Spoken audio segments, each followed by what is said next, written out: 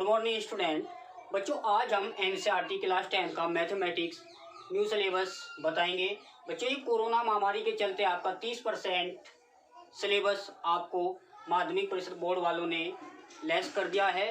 ठीक है बच्चों, उन्होंने अपनी वेबसाइट पर ये सिलेबस बच्चों डाल दिया गया। ठीक है, सभी बच्चे ध्यान दो कि हमारा यूपी बोर्ड 2021 में जब आप एग्जाम दोगे उसमें आपको बहुत ही चेंजिंग देखने को मिलेगा।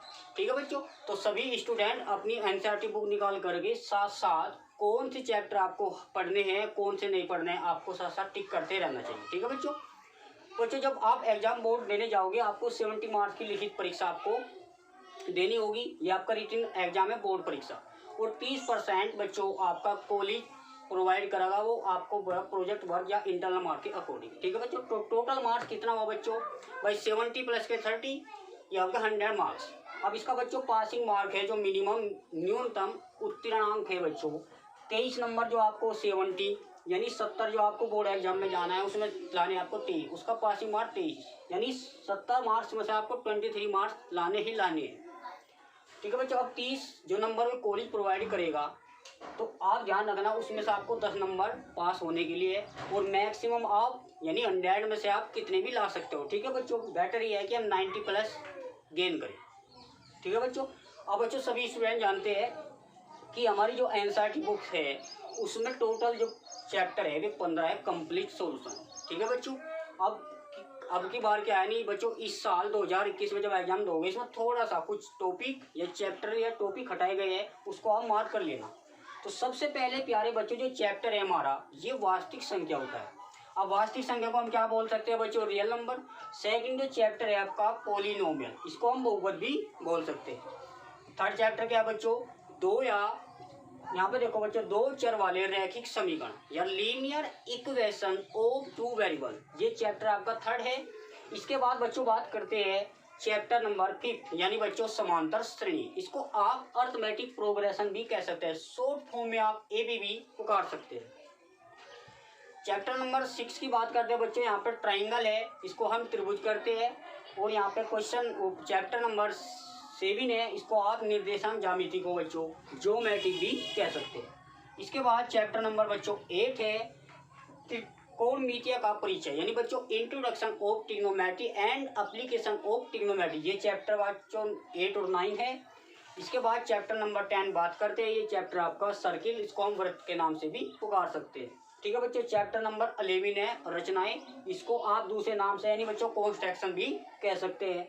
इसके बाद प्यारे बच्चों वृत्तों से संबंधित क्षेत्रफल यानी बच्चों एरिया रिलेटेड टू सर्किल, ये भी चैप्टर आपका 13 की बात करते हैं। पृष्ठीय क्षेत्रफल और उसका आयतन, पृष्ठीय क्षेत्रफल का मतलब बच्चों सरफेस एरियाज एंड वॉल्यूम।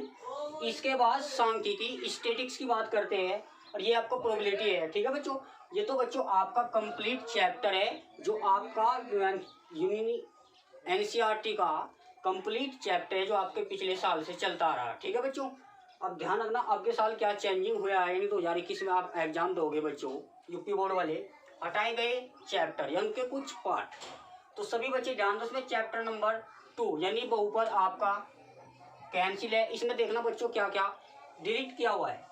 बहुत को हम पॉलिनोमियल भी कह सकते हैं। यानी बच्चों इसमें एक्सरसाइज 2.1, 2.2, एक्सरसाइज 2.3, एक्सरसाइज 2.4, ध्यान देना बच्चों ये पूरी तरह से आपको सोल्व नहीं करनी है, या यूँ कह लीजिए प्यारे बच्चों इसमें 4 एक्सरसाइज है और चारों एक्सरसाइज नहीं करनी है, इसका मतलब ये हुआ ये चैप्टर पूरी तरह से बच्चों कैंसिल आउट हो गया। ठीक है बच्चों, इसमें आपको एग्जाम बोर्ड में से नहीं आने का। क्लियर बच्चों, जब हम इसको चैप्टर को पढ़ाएंगे, ठीक है बच्चों, हालांकि चैप्टर हमने कंप्लीट करा दिया, कोई प्रॉब्लम आपने पढ़ लिया बहुत अच्छी बात है। ठीक है बच्चों, अब इसके सिलेबस जो चेंज है इसके अकॉर्डिंग हमें सिस्टम इस तरीके से आपको बच्चों टीचिंग करानी है। ठीक है बच्चों, अब यहाँ पे चैप्टर नंबर जो 5 है इसमें समांतर श्रेणी है, इसमें देखो कुछ पार्ट या कुछ टॉपिक हटाए गए हैं। एक्सरसाइज 5.3, एक्सरसाइज 5.4 बच्चों यहाँ पर 2 एक्सरसाइज वेरी इंपॉर्टेंट थी, ये इन्होंने बिल्कुल डिलीट कर दी है और इनको हल नहीं करना है, या ये समझ लीजिए इनके आधार पर जो क्वेश्चन आपको आएंगे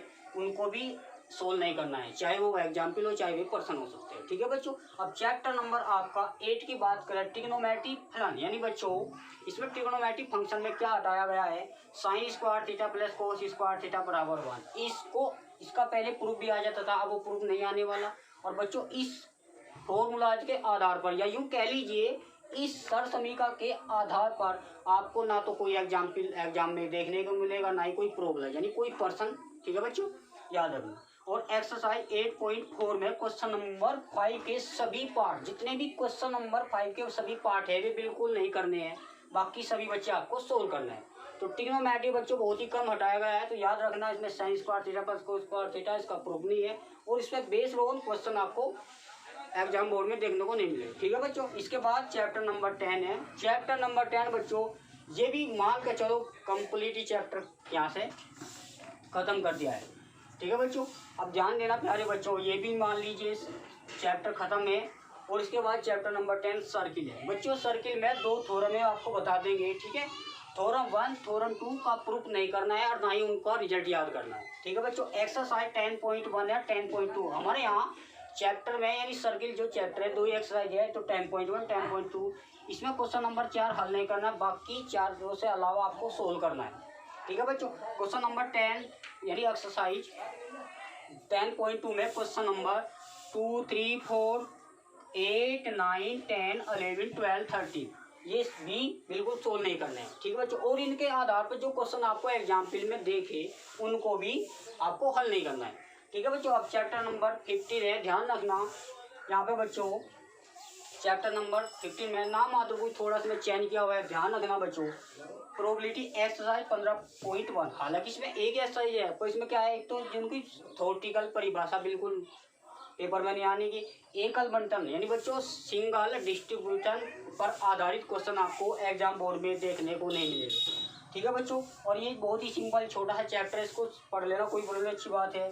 वो बाकी भाई एकल बंटन का मतलब ही क्या हुआ, एकल बंटन का मतलब यह है बच्चों एक सिक्के को 2 टाइम्स या 1 टाइम उछाला जाता है, इस टाइप के पर्सन आपको यूपी बोर्ड में देखने को ना मिलेगा। ठीक है बच्चों, तो सभी स्टूडेंट से मेरा छोटा सा रिक्वेस्ट है, इनको आप फिर कॉपी पे एक मेन जो पृष्ठ है आपका आप नोट्स बना रखे उनको आप फिर कॉपी पे नोट कर लेना, और जो हटाए गए पार्ट है ये आपको ये। ठीक है बच्चों, तो चैप्टर ये पूरी तरह से हटाया गया, जब हम पढ़ाएंगे बता देंगे इसमें। ठीक है बच्चों, और ये चैप्टर नंबर 50 ये भी पूरी तरह से यहाँ से हटाया गया है, और एक चैप्टर नंबर बच्चों ये 10 ये यहाँ से पूरी तरह से कंप्लीट हटाया गया है। और चैप्टर नंबर जो 15 थोड़ा सा चेंज किया है, जो मैंने बताया आपको कि एक सिक्का 2 बार उछाला जाता है, इस टाइप के क्वेश्चन जो आते हैं आपके ये आपके डिस्ट्रीब्यूशन में आते हैं, ये क्वेश्चन आपको यूपी बोर्ड एग्जाम में देखने को नहीं मिले। ठीक है बच्चों, तो सभी बच्चे एनसीईआरटी बुक है, इसको आप टिक कर लेना, कौन कौन एक्सरसाइज नहीं करनी है। ठीक है बच्चों, जो भी एक्सरसाइज देगी चैप्टर 2 में बिल्कुल एक्सरसाइज सबकी कॉमन है, क्योंकि इसमें कोई भी चेंज नहीं है बुक में। ठीक है बच्चों, ये लास्ट ईयर की बुक है,